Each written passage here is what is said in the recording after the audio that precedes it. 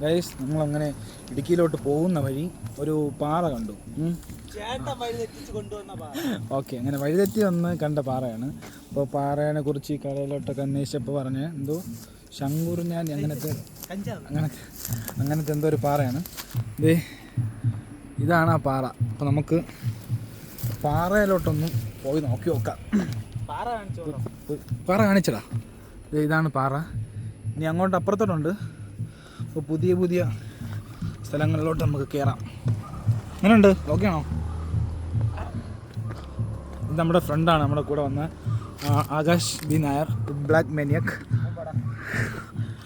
ആകാശ് സബ്സ്ക്രൈബേഴ്സിന് ഒരു ഹായ് കൊടുക്കൂ. Okay, thank you. മനസ്സമില്ലാത്ത കുട്ടിയാണ്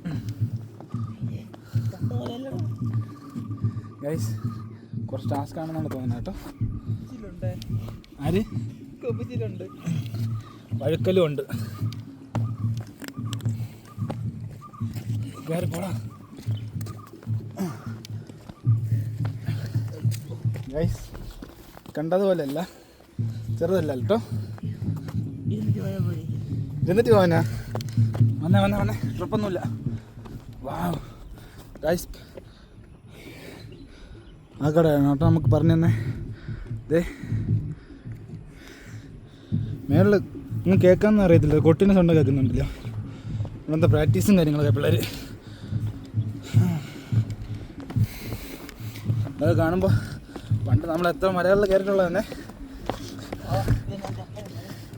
അയ്യോ എൻ്റെ പൊന്നെ, ഒരു മുക്കാലെത്തി കേട്ടോ.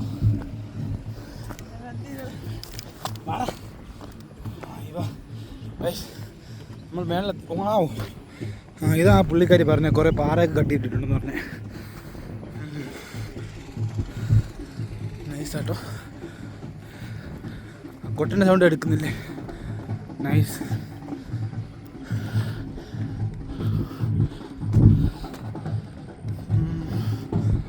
കൊള്ളാമല്ലേ?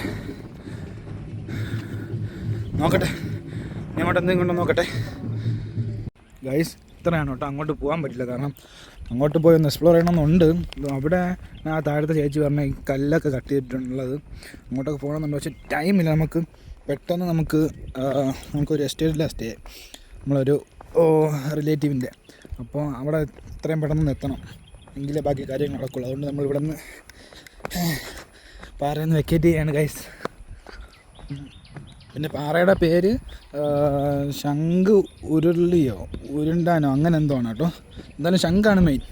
ഓക്കെ, അപ്പം ഇതുവഴിയൊക്കെ വരികയാണെങ്കിൽ ഇതുകൊണ്ട് ഈ വളവിൻ്റെ അവിടെ ആ നീല ഷെഡിട്ട കട, കടയിലുള്ള ആൾക്കാർ ഭാഗങ്ങളാണ് കേട്ടോ. നല്ല സഹകരണമായിരുന്നു. അങ്ങനെ കട, നമ്മുടെ പാറ. അപ്പം ഇതുവഴി വരുന്നവർ ഈ വഴി മിസ് ചെയ്യരുത്. ഓക്കെ, സലാം.